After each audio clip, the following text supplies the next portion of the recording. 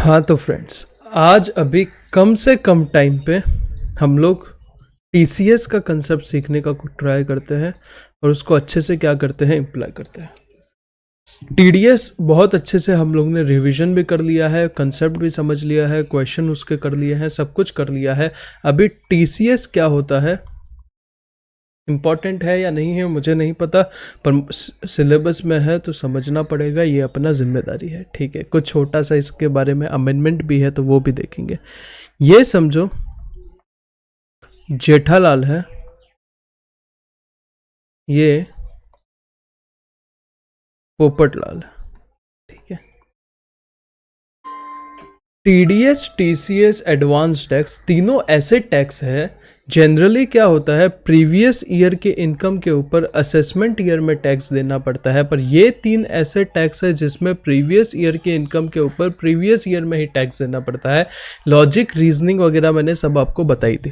ठीक है, अभी देखो गवर्नमेंट, आप अपने पर्सपेक्टिव से एक बार बताओ, गवर्नमेंट क्या सोचती रहेगी, किसके ऊपर बर्डन डालना चाहिए? छोटे आदमी के ऊपर बर्डन डालना चाहिए या बड़े आदमी के ऊपर बर्डन डालना चाहिए?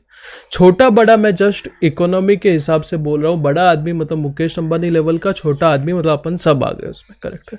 तो गवर्नमेंट किसके ऊपर चाहेगी कि किसका हम लोग असेसमेंट ज़्यादा से ज़्यादा करें, किसका चेकिंग सबसे ज़्यादा करें? तो सिंपल सी बात है, गवर्नमेंट जो बड़े आदमी हैं उनका ही क्या करेगी, चेकिंग करेगी ज़्यादा। क्यों ऐसा करेगी? क्योंकि उनके पास ही तो भाई टैक्स मिलेगा, उनसे ही रेवेन्यू मिलेगा, छोटे लोगों के पास ऐसा क्या ही मिल जाएगा। तो देखो जेठालाल फॉर एग्जांपल बड़ा आदमी है और पोपटलाल छोटा आदमी है। एक ही ट्रांजैक्शन से मैं समझाने की कोशिश करता हूं टीडीएस और टीसीएस में डिफरेंस क्या होता है। अभी समझो जेठालाल को पोपटलाल क्या देता है, कोई सर्विस देता है। पोपटलाल छोटा आदमी है, जेठालाल बड़ा आदमी है। तो गवर्नमेंट क्या सोच रही है कि इसको कितनी बार पकड़ूं यार, इसको पकड़ने में बहुत तकलीफ है। तो गवर्नमेंट बोल रही है कि मैं इसके ऊपर क्या करती हूँ, बर्डन डालती हूँ। तो जेठालाल जब पोपटलाल से सर्विस लेगा और इसको जब पेमेंट देगा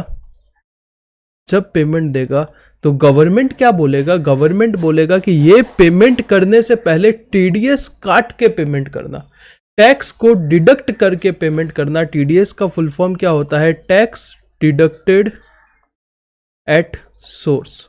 मतलब सोर्स मतलब जब ट्रांजैक्शन हो रहा है वही टाइम पे टैक्स को काट के क्या करना, आगे पेमेंट करना। तो जेठालाल का वैसे भी बहुत सारा स्क्रूटिनी असेसमेंट चलता है तो वो यहाँ पे झोल नहीं करेगा, वो चुपचाप काटेगा। उसको क्या पड़ी है, वो जो भी परसेंटेज रहेगा उतना गवर्नमेंट को देगा, रिमेनिंग क्या कर देगा, पोपटलाल को दे देगा। तो गवर्नमेंट को पता चल जाएगा पोपटलाल के पास कितना पैसा आ चुका है। Is it clear? हाँ जी सर। ये हो गया टीडीएस का एग्जाम्पल। टीसीएस का एग्जाम्पल सिमिलर तरीके से करते हैं। ये है जेठालाल, ये है पोपटलाल। सेम जेठालाल बड़ा आदमी है, पोपटलाल छोटा आदमी है। तो जेठालाल क्या करता है, पोपटलाल को कुछ सामान बेचता है, जैसे वो टीवी वगैरह बेचता है। फॉर एग्जाम्पल समझो टीवी पे टीसीएस कटता है। समझने में क्या जाता है, एक्चुअली नहीं कटता। फॉर एग्जाम्पल का टीसीएस कलेक्ट करना होता है।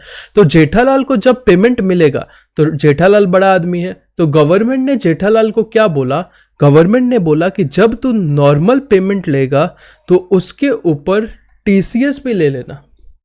टीसीएस का रेट बहुत कम होता है। बेसिकली ये वो सब चीज़ों के ऊपर लगता है जो स्मगलिंग के चांसेस है या फिर पता नहीं चलता, गवर्नमेंट ट्रेस नहीं कर पाता। तो ये ट्रेसिंग के लिए पर कर रहा है गवर्नमेंट कि जब तू पैसा लेगा तो साथ में टीसीएस भी ले लेना। तो जब तू टीसीएस लेगा तो हमें पता चल जाएगा कि पोपटलाल ने ये सामान लिया है। अगर पोपटलाल ने ये सामान लिया है मतलब उसके पास ये पैसा आया है, कहाँ से आया है वो हम ट्रेस कर लेंगे। तो टीसीएस का फुल फॉर्म है टैक्स कलेक्टेड एट सोर्स।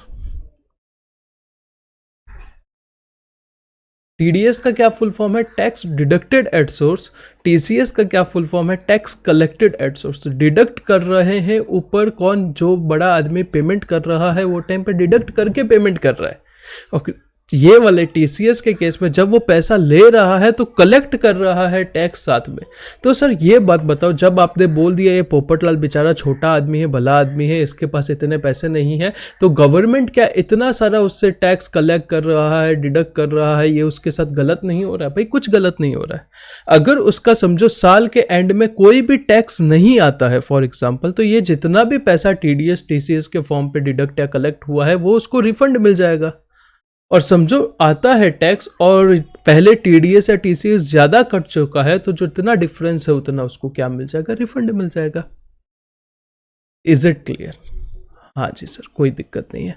तो यहाँ पे हमने बेसिक कंसेप्ट टीडीएस और टीसीएस में फ़र्क क्या होता है वो हम लोग ने समझ लिया। ये मैंने पहले ही आपको बहुत पहले समझा दिया था कि भाई ये क्यों लाया गया, क्या है वो जो टीडीएस के कंसेप्ट है वही यहाँ पे लागू होते हैं। तो सबसे पहले tax collected at source TCS, जो सेलर है वो क्या करेगा, कलेक्ट करेगा टीसीएस किससे, बायर से at time of debiting the party और receipt of amount whichever is earlier. अगर आपको याद रहेगा जब मैंने टीडीएस पढ़ा रहा था तो यहाँ पे था कि क्रेडिटिंग ऑफ पार्टी और payment of amount whichever is earlier. तो यहाँ पे उल्टा हो गया, जब आप डेबिट करोगे, वो डेबिट क्यों करोगे भाई, बेसिकली जब अकाउंटिंग एंट्री मारोगे तो जब जिससे पैसा ले रहे हो सामने तो उसको क्या करोगे, डेबिट करोगे, और रिसिप्ट कर रहे हो amount whichever is earlier, दोनों में से जो पहले डेट आएगा वहाँ पे आपको क्या ले लेना है, पैसा कलेक्ट कर लेना है।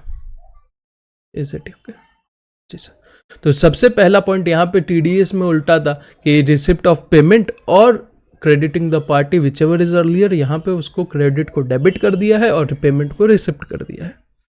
Is it okay? Yes sir. अभी कुछ 5 ऐसे ये तो सालों से जब भी मैं स्टूडेंट था तो भी ये वाले जो पॉइंट है ना, यहाँ पे एज इट इज क्या लगता था, टीसीएस लगता था, आज भी यहाँ पे एज इट इज लगता है। कुछ नए पॉइंट है जो इसके बाद देखेंगे, ये तो सेम है, तो पहले ये देख लेते हैं। सबसे पहले कुछ ऐसे गुड्स है जिसके ऊपर टीसीएस ये रेट से कटेगा। कौन से गुड्स है? Scrap mat. याद करने का बस तरीका है, स्क्रैप और मैट, एम स्क्वायर है, ए टी स्क्वायर है, मतलब 2 एम के पॉइंट है, एक ए का पॉइंट है और 2 टी के पॉइंट है। तो सबसे पहले स्क्रैप का मतलब क्या, भंगार, वो क्या होगा 1% के हिसाब से टीसीएस कटेगा। एम यानी मिनरल पे भी 1% टीसीएस का आपको कलेक्ट करना रहेगा। मिनरल में क्या आ गया, कोल आ गया, इग्नाइट आ गया, आयरन ओर आ गया। नेक्स्ट एम मोटर कार पे भी 1% टीसीएस कटेगा। कंसीडरेशन जो है वो कितना होना चाहिए, 10 लाख रुपए से ज़्यादा होना चाहिए। ए यानी अल्कोहल, 1% टीसीएस कलेक्ट होगा। अगर अल्कोहल ह्यूमन कंजम्पशन के लिए है, मतलब बेवड़े लोगों के पीने का दारू है, तो उसके ऊपर 1% टीसीएस कटेगा। तो अभी तक देखो स्क्रैप और एम ए तक हो गया। यहाँ तक आपको कुछ याद करने की जरूरत नहीं है, ये पहला पॉइंट है, इसलिए चारों पे रेट कितना है, 1% है। स्क्रैप यानी स्क्रैप, एम यानी मिनरल, नेक्स्ट एम यानी मोटर कार, नेक्स्ट ए यानी अल्कोहल। यहाँ तक तो 1% टीसीएस का रेट है, तो यहाँ तक कोई याद करना है? सर नहीं याद करना। स्क्रैप यानी स्क्रैप, एम यानी मिनरल में क्या, कोल, इग्नाइट, आयरन और मोटर कार जिसका कंसिडरेशन 10 लाख से ज़्यादा है, और ए यानी अल्कोहल फॉर ह्यूमन कंजम्पशन। चारों पे रेट कितना है, 1% है। फिर नेक्स्ट आते हैं टी के 2 पॉइंट है। पहला पॉइंट है टेंडू लीव्स का मेजर यूज़ कहाँ होता है, वो बीड़ी बनाने के लिए जो पत्ता यूज़ होता है ना बेसिकली, वो उसके ऊपर टीसीएस कितना कलेक्ट करना है, हाईएस्ट रेट से कलेक्ट करना है। अभी तक जो पॉइंट पड़े हैं 5% से, 5% से आपको टीसीएस कलेक्ट करना है। और last timber and any other forest product, basically government यहाँ पे वो जंगल में वो पुष्पा मूवी आया था ना, पुष्पराज, उसमें क्या हो रहा था कि वो लाल चंदन का तस्करी करते थे। तो गवर्नमेंट नहीं चाहता कि स्मगलिंग हो, तो गवर्नमेंट क्या कर रहा है, अगर आप टिम्बर या कोई और फॉरेस्ट प्रोडक्ट का कुछ स्मगलिंग वगैरह कर रहे हो तो वहाँ पे उससे टीसीएस लगा दिया है। तो जब आप पेमेंट करोगे तो आपको टीसीएस का भी पेमेंट करना पड़ेगा। जब वो पेमेंट करोगे तो गवर्नमेंट को पता चल जाएगा कि इससे बेचा है तो भाई तूने कहाँ से खरीदा ये बता। करेक्ट है। तो टिम्बर या एनी अदर फॉरेस्ट प्रोडक्ट जो है अगर आप बेच रहे हो तो जो आप पैसा दोगे उसके साथ आपको 2.5% क्या करना है, टीसीएस भी देना है, और टेंडू लीव पे 5% टीसीएस देना है। तो स्क्रैप मैट, स्क्रैप यानी स्क्रैप, एम यानी मिनरल, कोल, इग्नाइट, आयरन ओर, एम यानी मोटर कार जिसका कंसिडरेशन 10 लाख से ज़्यादा है, ए यानी alcohol for human consumption, tendu leave 5%, timber 2.5%, बाकी सब 1%। तो इतना अभी एक बार के लिए फटाफट रीड करो पॉज करके, फिर आगे नेक्स्ट कुछ पॉइंट के ऊपर जाते हैं। तो रीड कर लिया क्या? पॉज करके रीड कर लो। नीचे आते हैं, कुछ इंपॉर्टेंट चीज़ें यहाँ पे लिखी है उसके बारे में कुछ डिस्कशन करते हैं। सबसे पहले लिखा है TCS on motor car is collected only at time of receipt of consideration. Sir अब ये क्या नाटक है? ऊपर मैंने क्या बोला, at the time of debiting the party और receipt of consideration whichever is earlier event पे आपको क्या करना है, टीसीएस को कलेक्ट कर लेना है। पर यहाँ पे क्या बोला है, सिर्फ मोटर कार के केस में, सिर्फ मोटर कार के केस में कब कलेक्ट करना है, आपको तब कलेक्ट करना है जब एक्चुअली आपको पैसा मिल रहा है, डेबिटिंग द पार्टी के टाइम नहीं करना है। क्लियर है? दूसरा पॉइंट भी मोटर कार के रिलेटेड ही है, TCS on motor car is only if consideration is more than ₹10 lakh. वो तो हम लोग ने ऊपर यहाँ पे भी देख लिया था कि 10 लाख से ऊपर कंसिडरेशन होगा तो ही टीसीएस कटेगा मोटर कार के ऊपर, अदरवाइज मोटर कार पे नहीं कटेगा। बाकी का ठीक है, बाकी का अमाउंट का कोई लिमिट नहीं है, पर मोटर कार के केस में लिमिट है। Only in case of motor car, TCS is applicable on personal use. In all other points above, TCS will not be applicable if it is for personal use. इसका मतलब क्या है, ये motor car को छोड़ के बाकी जितने भी पॉइंट है, scrap, mineral, alcohol, tendu leaves, timber, ये जितने भी पॉइंट्स है, ये सब केस में सिर्फ business to business, B2B relation होगा तो ही टीसीएस कटेगा। पर अगर मोटर कार में B2C भी होता है, मतलब बिजनेस से कस्टमर पर्सनल पर्पस के लिए भी खरीद रहा है, तो भी क्या होगा, टीसीएस कलेक्ट करना पड़ेगा। Next point, no TDS if buyer is government, embassy, consulate, higher commission, trade representative of foreign state. जो TDS जहाँ पे नहीं काटना था वहाँ पे TCS भी नहीं कलेक्ट करना है। अगर सामने वाला गवर्नमेंट या गवर्नमेंट के लोग ही है तो भाई क्या फ़र्क पड़ता है कलेक्ट करने का, ठीक है।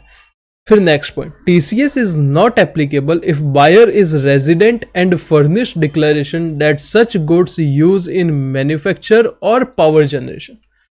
अगर बायर जो है, जो खरीदने वाला है, वो रेजिडेंट है, इंडिया का रेजिडेंट है, प्लस वो अपना एक डिक्लेरेशन दे रहा है, मतलब पैन कार्ड वगैरह दे रहा है, दैट सच गुड्स, जो वो गुड्स यूज़ कर रहा है वो कहाँ पे यूज़ कर रहा है, या तो मैन्युफैक्चर में यूज़ कर रहा है या पावर जनरेशन में यूज़ कर रहा है, तो TCS कटेगा ही नहीं। सिंस गवर्नमेंट ये प्रमोट भी करना चाहता है, तो अगर बायर जो है वो इंडिया वाला है, प्लस वो डिक्लेरेशन दे रहा है कि भाई मैं ये जो गुड्स है वो यूज़ क्यों कर रहा हूँ, या तो मैं मैन्युफैक्चर के लिए यूज़ कर रहा हूँ या मैं पावर के जनरेशन के लिए यूज़ कर रहा हूँ, तो सेलर को TCS काटने की ज़रूरत नहीं है।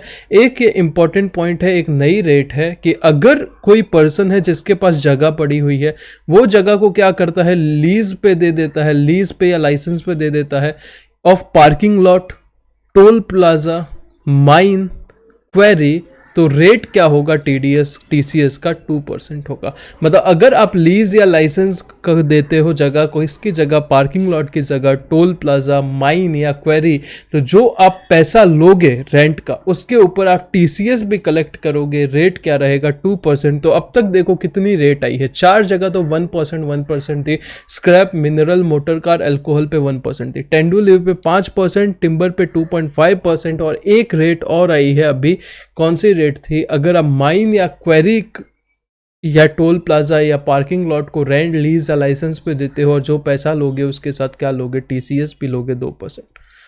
Is it clear? हाँ जी सर। नेक्स्ट आते हैं, if payee does not provide PAN card और Aadhaar card then TCS will be applicable higher of double rate और 5%, मतलब हायर ऑफ दोनों में से ज़्यादा, double the rate of section, जो सेक्शन में रेट दिया है, जैसे मोटर कार का 1% दिया है तो 1% इंटू 2% होगा, 2% और 5% विच एवर इज हायर 5%। दूसरा, अगर टेंडू लीव का लूँ तो 5% का 2 मल्टीप्लाई बाय 2 करेंगे तो 10% और 5% whichever is higher 10%। Correct है। तो ये रेट से क्या कटेगा, TCS कलेक्ट होगा। तो यहाँ तक कोई डाउट है? यहाँ तक कुछ डाउट होना भी नहीं चाहिए, बड़ा ही सिंपल सी चीज़ें मैंने अभी तक बताई है। आगे अभी 3 और सेक्शन है, बेसिकली छोटे छोटे हैं, कुछ ऐसा महान नहीं है, पर 3 और TCS के सेक्शन है। सबसे पहले है 206C1G। आगे सेक्शंस भी बताऊंगा, एक पूरा आपको शीट दे दूंगा जिसमें TCS के पूरे सेक्शंस की क्या रहेगी, इन डिटेलिंग की रहेगी, तो वो आपको वहां से पता चल जाएगा। एक पेज में पूरा TCS का चार्ट आपको प्रोवाइड करा दूंगा। अभी मैं समझा रहा हूं तो समझ लो पहले, ठीक है। सेक्शन 206C1G का सेक्शन नंबर पार्ट 1 ये है और पार्ट B ये है, नीचे वाला। करेक्ट है। पार्ट ए में गवर्नमेंट क्या बोलता है, यहाँ पे ये देखो, एक चिंटू और एक चिंटी है यहाँ पे, करेक्ट है। इनका क्या हो चुका है, शादी हो चुका है, तो इनको हनीमून के लिए घूमने जाना है। तो ये हनीमून के घूमने के लिए क्या करते हैं, ओवरसीज टूर सर्विस, जैसे कि आपका थॉमस कुक हो गया, मेक माई ट्रिप हो गया, इनसे क्या ले रहे हैं, सर्विस ले रहे हैं। कहाँ सर्विस ले रहे हैं, फॉरेन घूमने की सर्विस ले रहे हैं। इंडिया में घूमने की सर्विस नहीं ले रहे, फॉरेन सर्विस ले रहे, फॉरेन घूमने की, ओवरसीज है ना, बाहर, इंडिया के बाहर जाने के लिए सर्विस ले रहे हैं। तो सर्विस लेंगे तो क्या सर पेमेंट भी करेंगे? हाँ जी सर, बिल्कुल पेमेंट करेंगे। तो जब पेमेंट करेंगे तो इनको टीसीएस का भी पेमेंट करना पड़ेगा। रेट क्या रहेगी, रेट 5% रहेगी। कब करना है, जब डेबिटिंग द अमाउंट और receipt which ever is earlier TCS का पेमेंट करना है। तो सर सवाल ये उठता है कि ऐसा गवर्नमेंट ने काम क्यों किया। बेसिकली गवर्नमेंट इंडिया का टूरिज्म बढ़ाना चाहता है, ये तो है ही पर्पस। साथ में कोई फॉरेन जा रहा है घूमने के लिए, तो भाई क्यों जा रहा है, क्या जा रहा है, सिर्फ घूमने ही जा रहा है या किसी और पर्पस से जा रहा है। जब टीसीएस कट हो जाएगा ना, तो ऑटोमेटिकली उसका ट्रैकिंग हो जाएगा कि ये हाँ यहाँ पे गया है, और साथ में इंडियन टूरिज्म भी प्रमोट होगा। भाई तुम फॉरेन जाने की जगह भाई शिमला मनाली देख लो, इतनी चीज़ें बची हुई है इंडिया में। ये जस्ट मैं लाइटर नोट पे बोल रहा हूँ। Eight the time of debiting the amount, जब आप डेबिट करते हो अकाउंट में और जब पैसा मिलता है, दोनों में से जो अर्लियर इवेंट होगा वहाँ पे आपको क्या करना पड़ेगा, टीसीएस कलेक्ट करना पड़ेगा एट द रेट 5%। सिंपल, हाँ जी सर सिंपल। नेक्स्ट पार्ट पे आते हैं 206C1G के। An authorised dealer, authorised dealer मतलब जो फॉरेन एक्सचेंज के ऑथोराइज्ड डीलर होते हैं ना, अगर उनको पैसा मिलता है, किससे, बायर से मिलता है, at time of remittance outside India, वो पैसे को फॉरेन भेजना है under liberal remittance scheme, government का एक स्कीम है, उसके अंडर क्या भेजना है, आपको पैसा बाहर भेजना है। समझो मैं क्या करता हूँ, मैं एक इंडिया में आदमी बैठा हूँ, मेरा भाई समझो कहीं फॉरेन में बैठा है, तो मुझे फॉरेन में पैसा भेजाना है, तो मैं गूगल पे थोड़ी कर सकता हूँ। तो मैं क्या कर रहा हूँ, कोई ऑथोराइज्ड डीलर को पकड़ता हूँ, उससे मैं फॉरेन एक्सचेंज को क्या करता हूँ, उन लोगों के लिए तो फॉरेन है ना इंडिया का पैसा, तो फॉरेन एक्सचेंज क्या करता हूँ, रेमिट करता हूँ। तो जो मैं ये फॉरेन वाले के साथ डील कर रहा हूँ, उसके ऊपर टीसीएस की बात हो रही है। तो जो टीसीएस का रेट होगा 5% इन एक्सेस ऑफ ₹7 लाख, तो 7 लाख के ऊपर, जैसे मैं 10 लाख का पेमेंट कर रहा हूँ, तो 7 लाख के ऊपर कितना है, 3 लाख है, तो 3 लाख के ऊपर टीसीएस भी देना पड़ेगा एट द रेट 5%। क्लियर है? हाँ जी सर। पर सेकेंड पॉइंट यहाँ पे क्या बोला है, if any amount remitted outside India from financial institution, अगर मैं कोई फाइनेंशियल इंस्टीट्यूशन से, सेम ही चीज है, आउटसाइड इंडिया पैसा भेजाता हूँ, क्यों भेजाता हूँ, प्रोवाइडिंग एजुकेशन के लिए भेजाता हूँ। समझो वो मेरा भाई जो बैठा है फॉरेन में, वो उसका पढ़ाई चालू है, उसके लिए मैं लोन प्रोवाइड करा रहा हूँ फाइनेंशियल इंस्टीट्यूशन से, वो लोन का पैसा इंडिया से जा रहा है कहाँ पे, फॉरेन में जा रहा है। तो वो केस में गवर्नमेंट भी समझती है, आप क्या बुक करो, 5% टीसीएस मत दो, सिर्फ टीसीएस कितना दो, 0.5% दे दो। 0.5% लेने का मकसद सिर्फ ये है कि हम ट्रैक करना चाहते हैं कि पैसा कहाँ से कहाँ पे जा रहा है, वो भी 7 लाख के ऊपर, सेम सिचुएशन है। 0.5% क्या कर दो, टीसीएस जमा करा दो, ताकि हमें पता चले पैसा कहाँ से कहाँ तक जा रहा है। और एजुकेशन लोन का पैसा है, तो हमें क्या नहीं करना है, इसके ऊपर बेसिकली टैक्स वगैरह नहीं कमाना है। तो यहाँ पे सिंपल सी चीज़ है, 2 पॉइंट है। नॉर्मल कर रहे हो तो 7 लाख के ऊपर 5%, और अगर आप इसकी वजह से कर रहे हो, एजुकेशन लोन वगैरह के लिए पैसा भेज रहे हो, तो 7 लाख के ऊपर 0.5%, 5% और 0.5%। Above provision is not applicable, जो ये ऊपर वाला प्रोविजन है ये एप्लीकेबल ही नहीं होगा if buyer is liable to TDS and such TDS is already deducted. मतलब जो पर्सन पेमेंट कर रहा है उसके ऊपर कोई TDS का दूसरा सेक्शन एप्लीकेबल है और उसने TDS काट लिया है। अगर ऐसा कोई सिचुएशन है तो वो केस में आपका ये TCS नहीं लगेगा, या TDS या TCS। TDS भी अगर डिडक्ट हो जाएगा तो गवर्नमेंट इजीली ट्रैक कर सकती है पैसा, तो कोई प्रॉब्लम नहीं है। और second point, if buyer is central government, state government, embassy, high commission, consulate, trade representative of foreign state, local authority, other notified person, वही लोग, गिने चुने लोग, जहाँ पे TDS नहीं एप्लीकेबल होता था वहाँ पे TCS भी नहीं होगा अगर ये लोग बायर है। Is it clear? हाँ जी सर। अभी नेक्स्ट सेक्शन पे आते हैं, सेक्शन 206C1H। सेक्शन 206C1H से पहले आपको एक टीडीएस का सेक्शन 194Q का भी क्या करना पड़ेगा, रिकैप करना पड़ेगा। तो यहाँ पे मैं वो 194Q का जो अपना लेक्चर का पार्ट था थोड़ा सा उसका समराइज हुए 5-7 मिनट अटैच कर देता हूँ, ताकि आपको क्या कर सको, यहाँ पे इंटरलिंकिंग कर सको, जो कि बहुत ज़रूरी है। ठीक है, तो अभी एक सेक्शन सीखते हैं हम।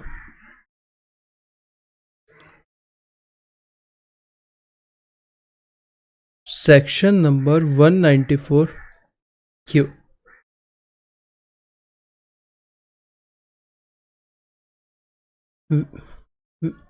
विथ इफेक्ट फ्रॉम 1 जुलाई 21। आप कोई भी चीज़ खरीदते हो क्या? हाँ सर बिल्कुल, हम बहुत सारी चीज़ें खरीदते हैं, हम चॉकलेट वगैरह सब खरीदते हैं। तो एक नया सेक्शन आया है जो बोलता है कि अगर आप स्पेसिफाइड बायर हो,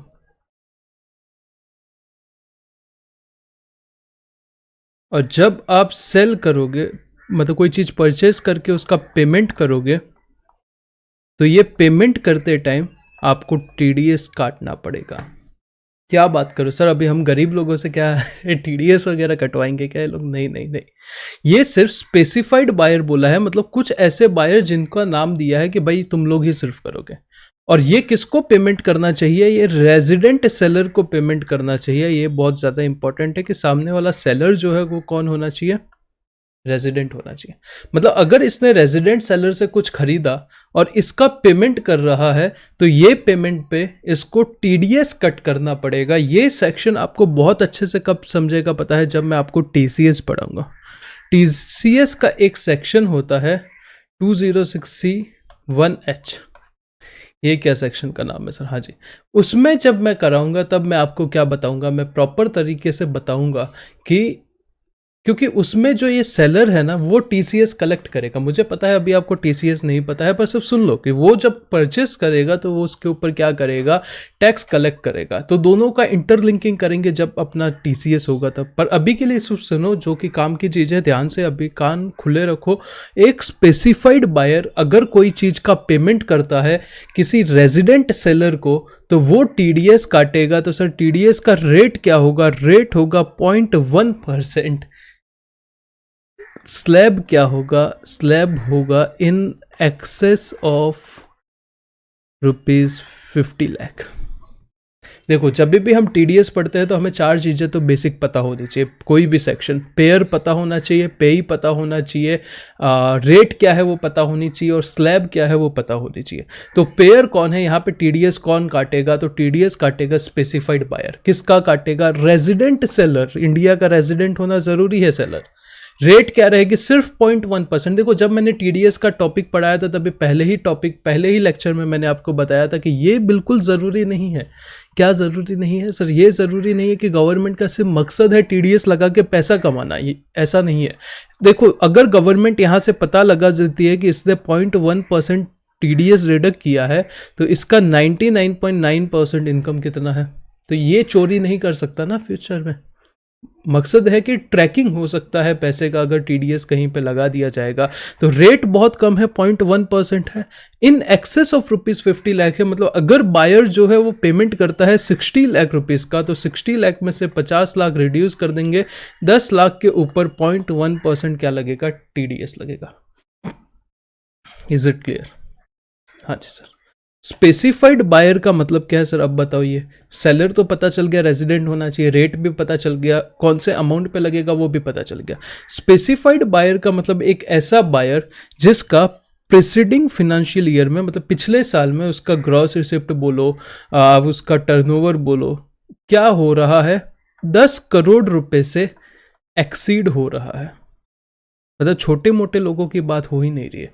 और ग्रॉस रिसिप्ट और टर्नओवर भी कौन सा ग्रॉस रिसिप्ट और टर्नओवर? जो कि उसके बिजनेस एक्टिविटी में से है, जो कि उसके बिजनेस एक्टिविटी में से है, वो कितना एक्सीड हो रहा है? 10 करोड़ से ज्यादा हो रहा है, तो ही वो लोग अगले साल में आपका क्या करेंगे? टीडीएस काटेंगे।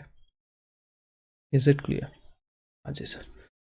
फिर कुछ और पॉइंट लिखे हुए हैं, जैसे कि अगर सर वो 194Q में जो बायर को टीडीएस काटना है, उसके लिए कोई और सेक्शन भी एप्लीकेबल है। जैसे ई कॉमर्स वाला 194O होता है ना, उसमें समझो कि जो ई कॉमर्स ऑपरेटर है उसको भी टीडीएस काटना है। मतलब 194Q वर्सेस कोई और सेक्शन हो जाता है तो क्या होगा, तो साफ साफ लिखा है कि अगर कोई और सेक्शन में जैसे 194C हो गया, कोई भी सेक्शन में आपको टीडीएस काटना है तो वो सेक्शन प्रिवेल करेगा, 194Q नहीं करेगा। और टीसीएस का जो मैंने सेक्शन बताया, अगर टीडीएस जो आगे हम पढ़ेंगे टीडीएस वर्सेस टीसीएस हो जाता है तो क्या होगा, तो टीडीएस वर्सेस टीसीएस हो जाएगा तो हमेशा टीडीएस जीत जाएगा। ये कुछ ओवरव्यू है, अभी अपन नोट्स पे आ जाते हैं। Section number 194Q, deduction of tax at source on purchase of goods. अगर आप परचेज करते हो कोई चीज़ तो आपको टीडीएस डिडक्ट करना पड़ेगा। पेयर कौन होगा, buyer who is responsible for paying any sum. Buyer क्या होगा, पेयर होगा। पेई कौन होगा, रेजिडेंट सेलर होगा of purchase of goods. Rate क्या होगा, 0.1% होगा of such sum exceeding ₹50 lakh, मतलब 50 लाख के ऊपर जितना अमाउंट होगा उसके ऊपर 0.1%। और थ्रेशोल्ड क्या होगा, 50 लाख रुपए का। Is it okay? हाँ जी। और 50 लाख एग्रीगेट, मतलब पूरे साल में। Non applicability of TDS under section 194Q, tax is not required to be deducted under this section in respect of transaction on which tax is deductible under any of the provision of this act. मतलब कोई और section में अगर TDS काटना है तो 194Q में TDS नहीं कटेगा। और अगर टैक्स कलेक्ट होने वाला है 206C में other than 206C1H in case of a transaction to which both section, ये अभी नहीं समझेगा, ये जब भी मैं अभी आपको टीडीएस करा दूंगा ना, टीसीएस 1-2 लेक्चर के बाद टीसीएस जब करा दूंगा तब आपको ये समझ जाएगा। अभी आपको ये नहीं समझेगा तो टीसीएस वाला होल्ड रखो, ठीक है। फिर बायर का मतलब क्या होता है, बायर का मतलब होता है ऐसा पर्सन जिसका टोटल सेल्स या ग्रॉस रिसिप्ट या turnover from business carried on him by exceed ₹10 crore during the financial year immediately preceding the financial year in which purchase of goods is carried out. मतलब बड़ा ही सिंपल है, आपका पिछले साल, आपका जो प्रीवियस ईयर चल रहा है उससे पिछले साल या तो टर्नओवर या सेल्स या ग्रॉस रिसिप्ट सिर्फ बिजनेस की एक्टिविटी से 10 करोड़ से ज्यादा होता है, 10 करोड़ से ज्यादा होता है तो आपके ऊपर ये चीजें एप्लीकेबल हो जाएगी। और अगर गवर्नमेंट चाहे तो किसी और पर्सन को क्या कर सकती है, माफ कर सकती है ये टीडीएस काटने के लिए। तो अभी के लिए सिर्फ इतना समझ लो कि 194Q का क्या प्रोसेस है, क्या रेट है, कौन पेयर है, कौन पेई है। जब टीसीएस करेंगे तब बहुत अच्छे से इसको क्या करेंगे, क्रॉस एग्जामिन करेंगे, क्रॉस वेरीफाई करेंगे और इसके रिलेटेड कुछ स्टैट्यूटरी अपडेट वगैरह है वो भी देखेंगे। ये एक बार के लिए रीड कर लो।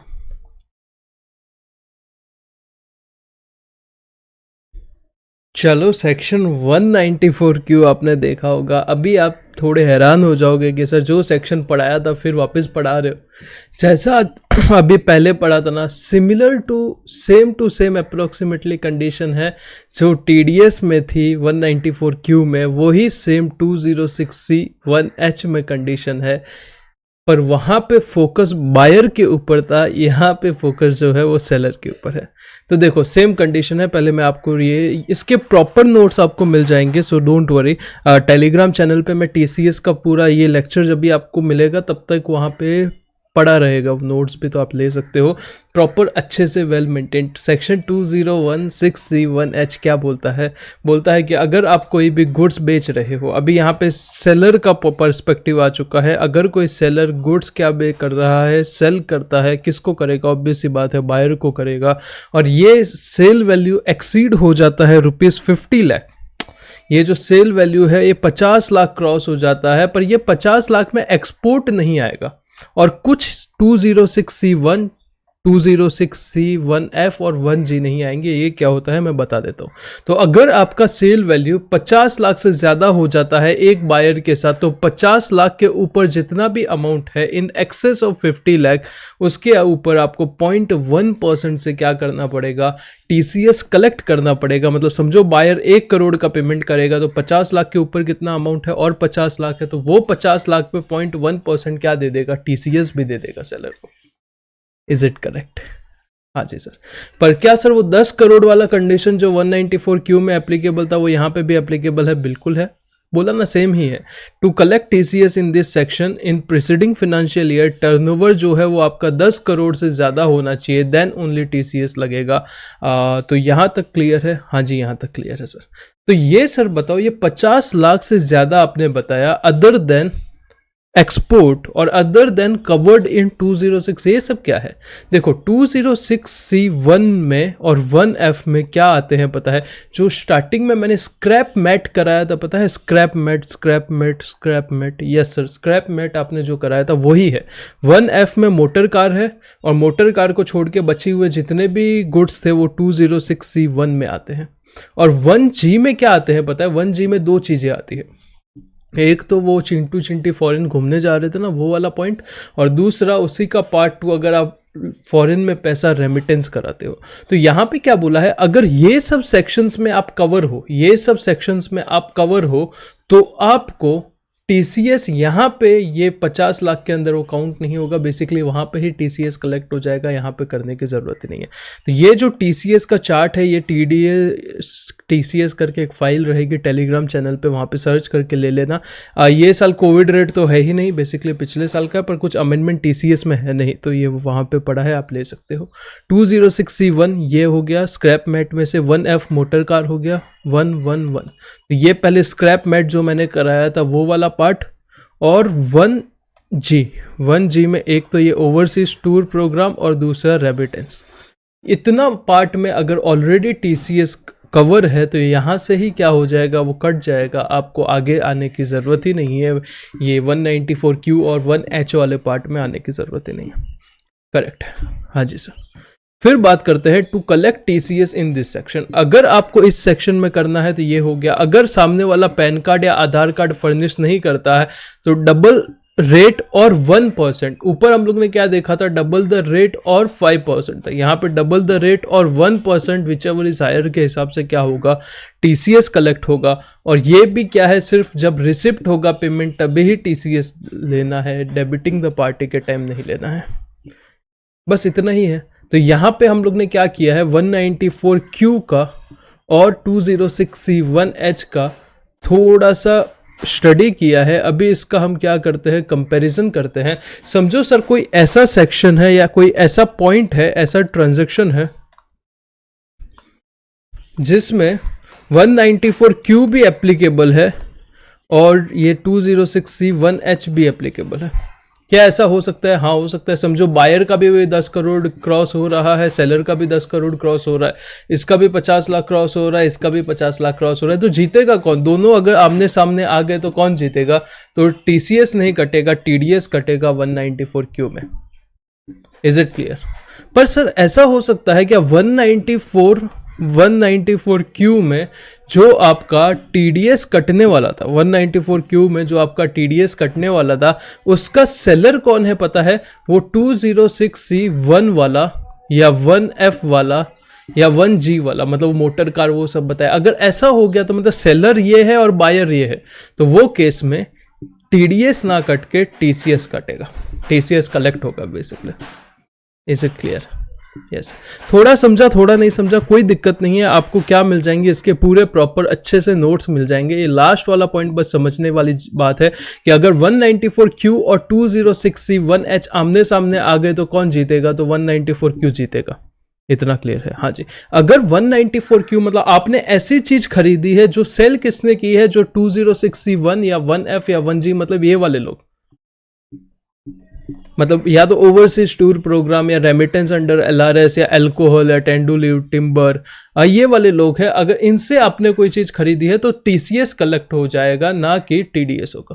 करेक्ट है? और अदरवाइज वो दोनों आमने सामने आ गए तो टीडीएस डिडक्ट हो जाएगा। तो यहाँ तक अपना क्लियर है? यहाँ तक क्या मैंने बताया आप क्लियर हो सर? हाँ, सबसे पहले हम लोग ने स्क्रैप मैट देखा था, स्क्रैप मैट समझा? हाँ सर, स्क्रैप मैट समझा।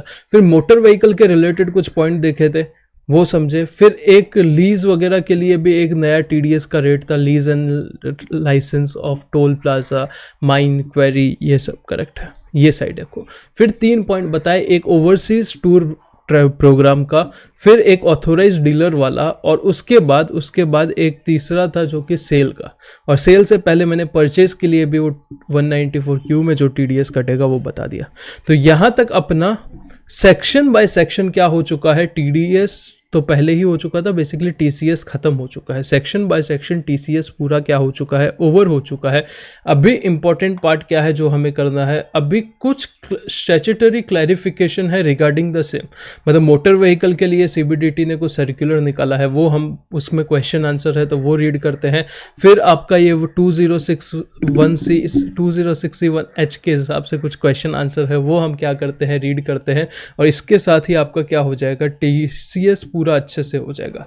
सिर्फ ये लेक्चर टीसीएस का यूट्यूब पे मैं डाल देता हूँ, 2-3 बार सुनो। इसके रिलेटेड अभी मैं एक क्वेश्चन भी कराऊंगा जिसमें 2061H और वो 194Q का कंपैरिजन है, वो दोनों को मिक्स मर्ज करके कराया है क्वेश्चन। वो लास्ट में क्वेश्चन भी देखेंगे तो यहाँ पे आपको क्या पूरा टीसीएस का ओवरऑल मिल जाएगा।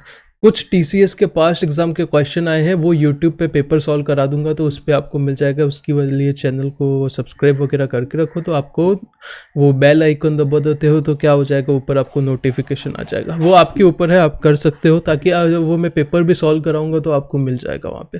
हाँ, तो अभी वो जो मॉड्यूल मैं खोल लेता हूँ और वो नोटिफिकेशन के कुछ क्वेश्चंस है वो हम क्या करते हैं, डील करते हैं, और उसके बाद TCS will be done.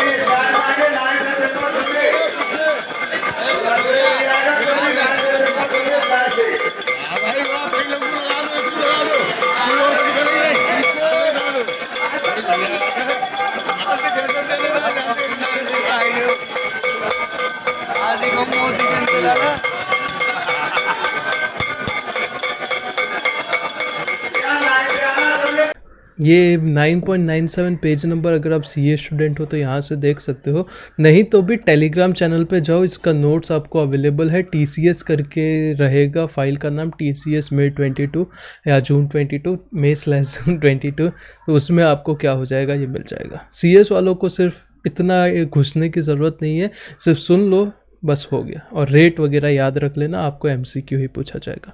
CBDT clarification regarding to certain respect to section number 2061F, मतलब जो मोटर व्हीकल था उसके रिलेटेड कुछ क्लैरिफिकेशन दिया है central board of direct taxes ने, जो कि हम क्या करते हैं, रीड करते हैं। उसके अलावा 206C में कुछ और भी क्लैरिफिकेशन दिए हुए हैं, जैसे कि अभी वो वाला 1H वाला सेक्शन पढ़ा था ना, उसमें भी कुछ क्लैरिफिकेशन है जो आपके स्टैट्यूटरी अपडेट वाली जगह पे डाला हुआ है, तो वो भी अपने को नोट्स में मैं डाल दूंगा, तो कोई टेंशन नहीं है। पहला पॉइंट क्या है, whether TCS at the rate 1% is on a sale of motor vehicle at retail level or also on sale of motor vehicle by manufacturer to dealer और distributor। क्या बोला जा रहा है, ये एक मैन्युफैक्चरर है समझो, ये गाड़ी डीलर को भी सेल करता है, करेक्ट है। ये डीलर जो है ये आगे कस्टमर को सेल करता है। तो बोला जा रहा है टीसीएस यहाँ कटेगा या यहाँ कटेगा या दोनों जगह कटेगा। तो मैंने आपको बताया था पर्सनल पर्पस के केस में भी टीसीएस कटता है, मतलब कस्टमर के केस में तो कटेगा ही टीसीएस मोटर व्हीकल में। यहाँ कटेगा क्या, यहाँ नहीं कटेगा। To bring high value transaction within the tax net, section 206C has been amended to provide that the seller shall collect tax at the rate 1% from the purchaser on sale of motor vehicle of the value exceeding rupees 10 lakh. This is brought to cover all transaction of retail sales and accordingly it will not apply to the sale of motor vehicle by manufacturer to dealer। मतलब यहाँ पे नहीं कटेगा, second वाले पे ही कटेगा, TCS collect होगा। Actually TDS इतना सारा पढ़ा दिया है ना, इतना ज़्यादा पढ़ा दिया है कि वो ऐसा डिडक्ट ही निकलता है, कलेक्ट नहीं निकलता, पर कलेक्ट है। whether TCS at the rate 1% on sale of motor vehicle is applicable only to the luxury car। क्या ये सिर्फ लग्जरी कार के ऊपर ही TCS लगेगा या नॉर्मल अपना स्विफ्ट वगैरह होता है उसके ऊपर भी TCS कलेक्ट करना पड़ेगा? तो देखो, जिस गाड़ी की वैल्यू 10 लाख से ज़्यादा है सबके ऊपर आपको TCS कलेक्ट करना पड़ेगा। ऐसा कहीं नहीं लिखा कि आपका लग्जरी कार होना चाहिए।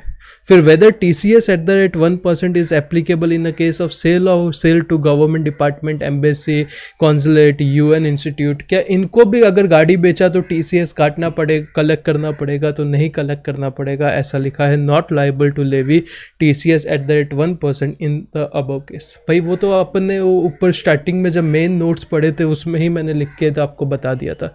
फिर बात करते हैं whether TCS is applicable on each sale of motor vehicle और on aggregate value of sale during a year. क्या टोटल अमाउंट के ऊपर TCS सेलर कलेक्ट करेगा कि हर एक अमाउंट के ऊपर कलेक्ट करेगा? तो भाई हर एक बायर से कर लेना है ना, तो 10 लाख से ऊपर जो इसको भी गाड़ी बेचेगा उससे क्या करेगा? वो TCS कलेक्ट करेगा। पांचवा point, whether TCS at the rate 1% on sale of motor vehicle is applicable in case of an individual. क्या इंडिविजुअल के ऊपर भी TCS 1% लगेगा? हाँ बिल्कुल लगेगा। कहाँ ना बोला है? कहीं पे भी ना नहीं बोला। 6 पार्ट क्या है, how would the provision of TCS on sale of motor vehicle will be applicable if part payment is made in cash and part payment made in cheque. तो क्या ऊपर जब हमने पढ़ा कहीं पे भी ऐसा लिखा था चेक और कैश में नहीं हो सकता या कैश में नहीं हो सकता? ऐसा कुछ नहीं है भाई, कैश हो या चेक हो कुछ फर्क नहीं पड़ता। 10 लाख से ज़्यादा है तो भाई 1% के हिसाब से TCS निकाल देना। बस यही क्वेश्चन थे। कुछ छोटे छोटे पॉइंट यहाँ पे लिखे हैं। टाइम ऑफ कलेक्शन क्या होगा? तो वही डेबिटिंग द पार्टी और receipt of amount whichever is earlier.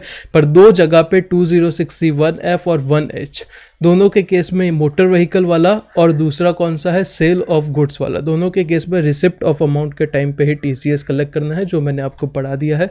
Non applicability of TCS, कहाँ कहाँ पे TCS एप्लीकेबल ही नहीं होगा तो स्टार्टिंग में ही पढ़ाया था। अगर आप कोई गुड्स को ले रहे हो, किसके लिए ले रहे हो? अदर देन मोटर व्हीकल आप गुड्स ले रहे हो, किसके लिए ले रहे हो? मैन्युफैक्चरिंग के लिए ले रहे हो या पावर जनरेशन के लिए ले रहे हो, और आप डिक्लेरेशन वगैरह दे रहे हो तो आपको TCS आपका कलेक्ट नहीं होगा। आपको डिक्लेरेशन वगैरह देना है, अगर कोई मांगे तो TCS जो है वो आपको टाइम के अंदर पेमेंट करना है, वो सब ठीक है, प्रोसीजरल पार्ट है। ये 7 दिन वगैरह TDS का जो रिवीजन डाला है, TDS में जो था वहाँ पे ही मैंने कॉलम एक एक्स्ट्रा TCS का भी डाला था कि कितने दिन में आपको जमा वगैरह कराना है, तो वो वहाँ पे हो गया है। Difference between TDS and TCS क्या होता है स्टार्टिंग में ही बता दिया था, तो रीड कर लेना। ये सब आपको एक TCS का परफेक्ट प्रॉपर नोट्स मिल जाएंगे टेलीग्राम पे, तो वहाँ से आप क्या कर सकते हो, इसको कवर कर सकते हो। अभी लास्ट में एक छोटा सा अमेंडमेंट है, छोटा तो पता नहीं अमेंडमेंट है, जिसमें स्टैट्यूटरी अपडेट जो है उसके रिगार्डिंग ऐसे क्वेश्चन जो मोटर व्हीकल के थे वैसे उसके भी है, सेल वाले के भी, ठीक है। वो अभी क्या करते, चलो अभी मैं वो स्टैट्यूटरी अपडेट वाली सीट पे आ चुका हूँ May 22 एग्ज़ाम के लिए, जो आपके लिए एप्लीकेबल है। इसका भी PDF टेलीग्राम चैनल पे डाल दूंगा, ठीक है, ठीक है सर। और इसके रिलेटेड भी जो अलग अलग चैप्टर में नोट्स है वो मैंने इनकॉर्पोरेट करा लिए हैं। TCS के रिलेटेड बहुत ज़्यादा, TCS के रिलेटेड जो चेंजेस वगैरह है वो एक अलग से आपको शीट मिल जाएगा, वेदर आपने क्लास एनरोल किया है या नहीं किया है, सीधा टेलीग्राम चैनल पे मिल जाएगा, आपको मांगने का भी ज़रूरत नहीं है। सबसे पहले स्लम सेल के रिलेटेड ये कंसेप्ट मैंने ऑलरेडी अमेंडमेंट का पार्ट करवा दिया है, ठीक है। Section 194P done and dusted हो चुका है अपना, क्वेश्चन भी कर लिया था इसका। सेक्शन 194Q हो चुका है, हाँ जी हो चुका है, पर अभी 194Q और 194P तो पढ़ा लिया, बट 194Q के लिए कुछ गाइडलाइंस यहाँ पे दी हुई है, मतलब अलग अलग सिचुएशंस में क्या हो सकता है उसके बारे में बताया हुआ है, तो वो जानने का क्या करते हैं, कोशिश करते हैं। रेडी? हाँ जी सर रेडी। सबसे पहले applicability on transaction carried through various exchanges. देखो 194Q किसके लिए है, कुछ सामान खरीदने बेचने के लिए है, बायर को क्या करना पड़ेगा, पेमेंट करना पड़ेगा, तो प्रैक्टिकल लाइफ में बड़ा ही डिफिकल्ट हो जाता है कि इम्प्लीमेंट करना ये 194Q को, कि अगर आपका जो ट्रांजैक्शन हो रहा है वो कोई एक्सचेंज हाउस से हो रहा है या क्लियरिंग कॉरपोरेशन से हो रहा है, जैसे कि स्टॉक एक्सचेंज वगैरह से हो रहा है, तो इसके लिए to remove such difficulty government ने क्या बोला, it is provided that provision of section 194Q shall not be applicable. 194Q applicable ही नहीं होगा। कहाँ पे एप्लीकेबल नहीं होगा? अगर आप सिक्योरिटी या फिर कमोडिटी में ट्रांजैक्शन कर रहे हो, कमोडिटी एक्सचेंज में या अपना नॉर्मल स्टॉक मार्केट में, which are traded through recognized stock exchange और cleared and settled by recognized clearing corporation including recognized stock exchange और कॉरपोरेशन लोकेटेड इन IFSC। मतलब या तो आप रिकॉग्नाइज्ड स्टॉक एक्सचेंज से काम कर रहे हो, या जो रिकॉग्नाइज्ड स्टॉक एक्सचेंज IFSC में है वहां से कर रहे हो, और क्लियरिंग हो रहा है आपका ट्रांजैक्शन रिकॉग्नाइज्ड कॉरपोरेशन से, तो आपको 194Q का सवाल ही नहीं उठता, आएगा ही नहीं। दूसरा, अगर आप ट्रांजैक्शन करते हो इलेक्ट्रिसिटी में या रिन्यूएबल एनर्जी सर्टिफिकेट में या एनर्जी सेविंग सर्टिफिकेट में, जो कि रजिस्टर्ड पावर एक्सचेंज से क्या होता है, ट्रेड होता है, तो ये केस में भी आपको 194Q का आएगा ही नहीं, लाइबिलिटी कुछ टेंशन नहीं। अगर आप इलेक्ट्रिसिटी में ट्रांजैक्शन करते हो, रिन्यूएबल एनर्जी सर्टिफिकेट या एनर्जी सेविंग सर्टिफिकेट में कर रहे हो, या फिर कमोडिटी या सिक्योरिटी में कर रहे हो, तो पहला पॉइंट क्या है, 194Q is not applicable in 2 cases. Correct है, वो नीचे 2 केस है, आपको नोट्स मिल जाएंगे। Second point, calculation of threshold for financial year 21-22। Financial year 21-22 ऐसा साल है जब पहली बार ये क्या आया है, पिक्चर में आया है। 1 जुलाई 2021 में 194Q क्या आया है, पिक्चर में आया है। तो सर जो 50 लाख रुपए का लिमिट है जो मैंने आपको पढ़ाया है, 50 लाख रुपीज़ का लिमिट है, वो 50 लाख रुपीज़ का लिमिट 1 जुलाई से चेक किया जाएगा या 1 अप्रैल से चेक किया जाएगा? सवाल समझे? क्योंकि देखो सेक्शन ही 1 जुलाई से आया है, पर सेक्शन में ऐसा लिखा है कि पूरे ईयर में 50 लाख होना चाहिए, तो 1 अप्रैल से सेल परचेज का ट्रांजैक्शन काउंट किया जाए या 1 जुलाई से किया जाए? तो उसका आंसर यहाँ पे सेकंड पैराग्राफ पे लिखा है, ध्यान से समझो, ऊपर क्वेश्चन ही लिखा है जो मैंने अभी बोला है। As regard whether tax is required to be deducted in respect of advance paid before 1st July 2021 and some credited thereafter, it is clarified that since section 194Q mandate buyer to deduct tax on credit of sum or payment of sum whichever is earlier, the provision of this section shall not apply on any sum credited paid on before 1st July 2021। क्या बोला sir, नहीं समझा? देखो sir 194Q में section है, उसमें क्या बोला है, आपको TDS कब काटना है, तो डेट ऑफ पेमेंट और date of crediting of party whichever is earlier जो इवेंट होगा तब आपको TDS काटना है। पेमेंट कब होगा? ऑब्वियस ही बात है, जुलाई में स्टार्ट हुआ है तो जुलाई के बाद, क्रेडिट ऑफ पार्टी भी जुलाई के बाद है, तो इसलिए यहाँ पे either of the 2 event had happen before 1st July 2021 that transaction would not be subject to provision of section 194Q। तो वहां पे section 194Q लगेगा ही नहीं, मतलब 1 जुलाई से ही आपको क्या करना है, काउंट करना है। यहाँ पे ये देखो स्पेशली लिखा हुआ है, हाईलाइट कर देता हूँ, the provision of this section shall not apply on any sum credited or paid before 1st July 2021। This is clear, मतलब अगर आपने एडवांस पेमेंट पहले कर दिया है तो ये एप्लीकेबल नहीं होगा। तो इस फर्स्ट पॉइंट में क्या क्लियर हुआ कि अगर कुछ ऐसे स्टॉक एक्सचेंज के थ्रू आप कुछ परचेज सेल्स करते हो, वो वाले पॉइंट पे 194Q नहीं लगेगा। दूसरा, बिफोर 1 जुलाई 2001 करते हो तो नहीं लगेगा। Third point, adjustment of GST पर और परचेज रिटर्न। देखो परचेज सेल्स करोगे तो उसमें GST भी लगेगा, और परचेज सेल्स करोगे तो उसमें परचेज करोगे तो कभी रिटर्न भी करना पड़ेगा, ऑब्वियस ही बात है। तो देखो ये टाइम पे TDS या TCS का इफेक्ट आएगा, तो देखो TCS वालों ने तो पहले ही हाथ खड़े कर दिए। It was clarified that no adjustment on account of GST is required to made for collection of tax under section 206C(1)H since the collection is made with reference to amount of sale consideration. वो section में साफ साफ लिखा है कि हमारा 50 लाख देखा जाता है सिर्फ सेल कंसिडरेशन के ऊपर, तो हमें तो यहाँ पे GST से कोई मतलब ही नहीं है। हम टोटल GST नहीं करके उसके ऊपर टैक्स कलेक्ट करेंगे, हम सिर्फ सेल कंसिडरेशन वाला अमाउंट देखेंगे। हाउएवर TDS वाला क्या बोलता है, देखो ये पैराग्राफ पे कुछ खास नहीं लिखा है। ये जो पहला वाला पैराग्राफ है ना, इसमें सिर्फ लिखा है कि जो आपका अगर क्या होता है अमाउंट जो है उसमें जीएसटी ऑन सर्विस अगर बाइफरकेट किया है तो कहीं कहीं पे ऐसी सिचुएशन आएगी जहां पे जीएसटी पे भी टीडीएस कटेगा। कौन सी सिचुएशन आएगी मैं अब आगे बताता हूं। और जीएसटी का मतलब क्या है, फॉर दिस पर्पस आईजीएसटी है, सीजीएसटी है, एसजीएसटी है, यूटीजीएसटी है। देखो 194Q जो है वो दो चीजें हो सकती है, या तो क्रेडिटिंग ऑफ पार्टी के टाइम डिडक्ट हो सकता है या फिर रिसिप्ट ऑफ पेमेंट के टाइम डिडक्ट हो सकता है, विच एवर इज अर्लियर होता है। अगर क्रेडिटिंग ऑफ पार्टी मतलब आप बुक्स ऑफ अकाउंट्स में एंट्री कर रहे हो वो टाइम पे टीडीएस डिडक्ट कर रहे हो तो वो टाइम पे आपको पता है जीएसटी ऑन सर्विस कंपोनेंट कितना है और आपका नॉर्मल सेल कंसिडरेशन कितना है। करेक्ट है, पता है जब आप एंट्री मार रहे हो। तो जब आपको पता है तो भाई क्यों जीएसटी के ऊपर टीडीएस काटना, तब सिर्फ सेल के ऊपर ही टीडीएस काटो। अगर आप एडवांस में पेमेंट दे रहे हो जिसकी वजह से आप क्या कर रहे हो, जिसकी वजह से आप टीडीएस काट रहे हो, तो ये टाइम पे तो आपको बाइफरकेशन मिलेगा ही नहीं। अगर बाइफरकेशन मिलेगा ही नहीं तो भाई पूरे अमाउंट पे टीडीएस काट देना। तो वही लिखा है। Accordingly, with respect to TDS under section 194Q, it is clarified that when tax is deducted at time of crediting the amount, मतलब पहले वाले पॉइंट पे, on account of seller and in terms of agreement or contract between the buyer and seller, the component of GST comprised in the amount payable to seller is indicated separately। वो time पे separately मिल जाएगा। Tax shall be deducted under section 194Q on amount credited without including such GST। जब पता है तो भाई क्यों GST पे TDS काटोगे। However, if tax is deducted of payment basis, अगर payment basis पे tax deduct होता है because payment is earlier than credit, the tax would be deducted on the whole amount as it is not possible to identify that the payment with regarding the component of amount to be invoiced in future। क्योंकि invoice बाद में आएगा तो अभी पता ही नहीं है कि जीएसटी का कितना अमाउंट है, तो पूरे अमाउंट पे टीडीएस काटना पड़ेगा।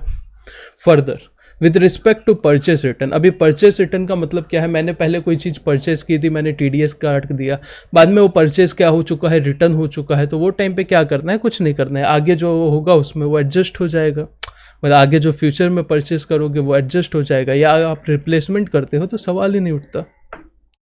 It is clarified that tax is required to be deducted at time of payment or credit whichever is earlier। Thus before purchase return happens the tax must have been already deducted। purchase return होने से पहले तुमने purchase किया था तो TDS तो तुमने पहले ही काट दिया था।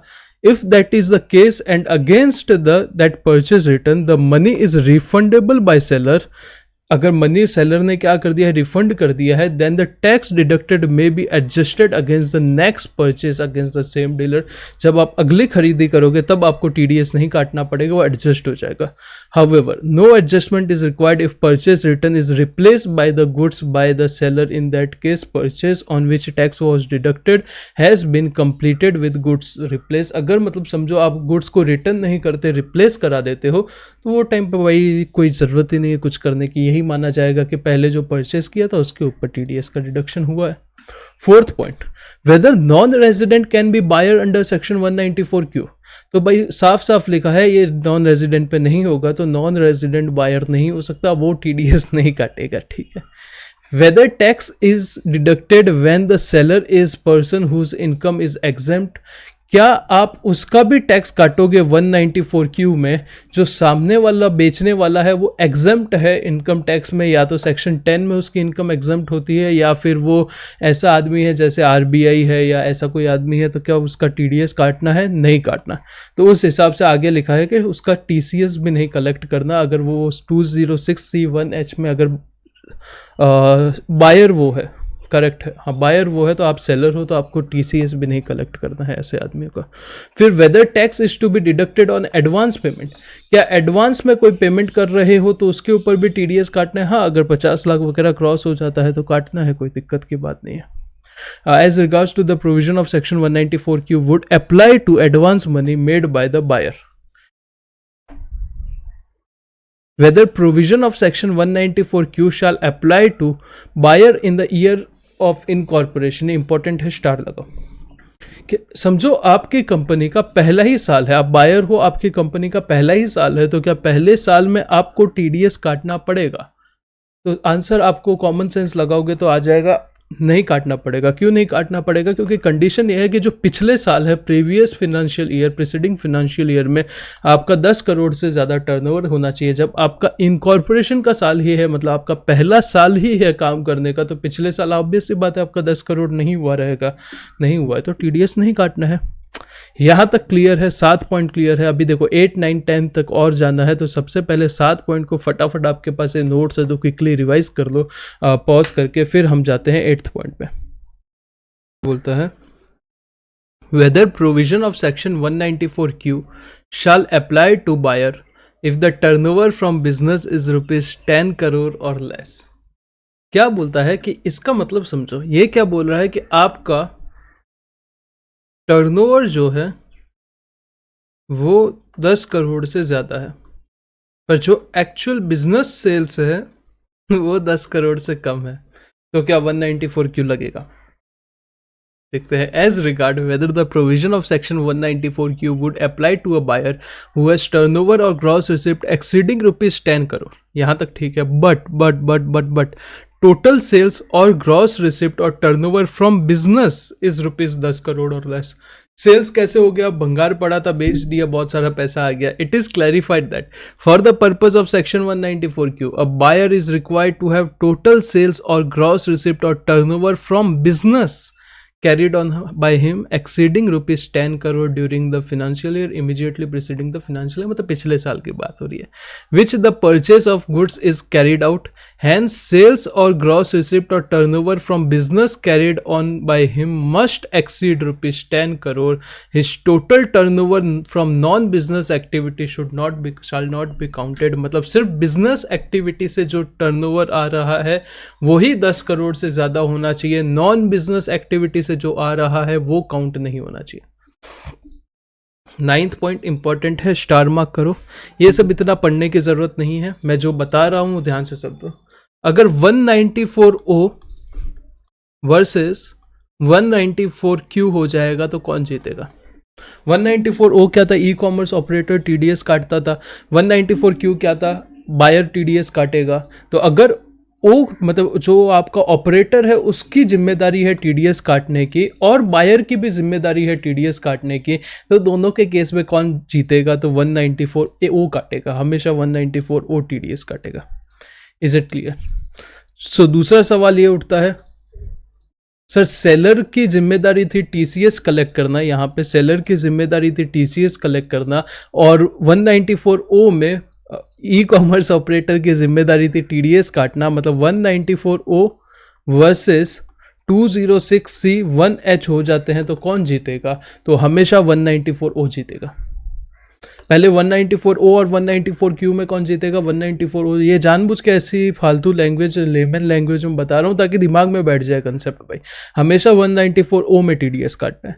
194O वर्सेस 206C 1H हो जाता है, तो कौन टीसीएस का कलेक्ट होगा या टीडीएस कटेगा? तो हमेशा 194O सबसे सुपेरियर है, वही काटेगा। दो section 206C 1H provides exemption from TCS if buyer is deducted tax on purchase by him. To remove difficulty, it is clarified that exemption would also cover situation where instead of buyer, the e-commerce operator has deducted a tax at source on the transaction of sale of goods by seller to buyer through e-commerce operator। क्या लिखा है? कुछ नहीं लिखा है, वही लिखा है। If the transaction is both within the purview of 194O and 194Q, मतलब 194O भी लग रहा है, 194Q भी लग रहा है, अगर दोनों लग रहा है तो tax is required to be deducted under section 194O, तो 194O जीत जाएगा। बस यही लिखा था 3 लाइन में। यहाँ पे क्या लिखा है? यहाँ पे भी वही लिखा है, पूरा हिस्ट्री ज्योग्राफी दिया है। 206C में भी अगर आ जाता है प्लस 194O में भी आ जाता है, तो कौन टीडीएस काटेगा? 194O काटेगा। This is for the reason that TDS under section 194O is higher rate than 206C 1H। यहाँ पे रीजन क्या दिया है, इसका रेट क्या है, हायर है। वो सब छोड़ो, अपने को कुछ ज़्यादा नहीं जाना। लास्ट में क्या है, अगर 194Q वर्सेस 206C 1H हो जाता है तो कौन? बायर टीडीएस काटेगा या सेलर टीसीएस कलेक्ट करेगा? तो ऐसे केस में मैंने पहले ही बता दिया था कि बायर क्या करेगा? टीडीएस काटेगा। Is it clear? Yes sir. तो यहाँ पे आपका TDS का लेक्चर भी ख़त्म होता है, ये अमेंडमेंट भी ख़त्म हो जाते हैं। ये ऑलरेडी हम लोग ने रिटर्न फाइलिंग वाला कर लिया है अमेंडमेंट। तो बेसिकली आपका क्या हो जाता है, अमेंडमेंट भी ख़त्म हो जाते हैं पूरे के पूरे, और TCS का भी चैप्टर ख़त्म हो जाता है। चाहे जितने भी अमेंडमेंट जो भी था सब कुछ हम लोग ने यहाँ पे क्या कर लिया है, कवर कर लिया है। So done. तो ये मैंने यूट्यूब पे बेसिकली डाल दिया है, तो आप क्या कर सकते हो, लाइक कर सकते हो अगर कुछ सीखने को मिला है, और चैनल सब्सक्राइब कर देना, इट विल एक्चुअली हेल्प होता है to grow. Thank you, thanks a lot, God bless you, take care, चलो बाय बाय।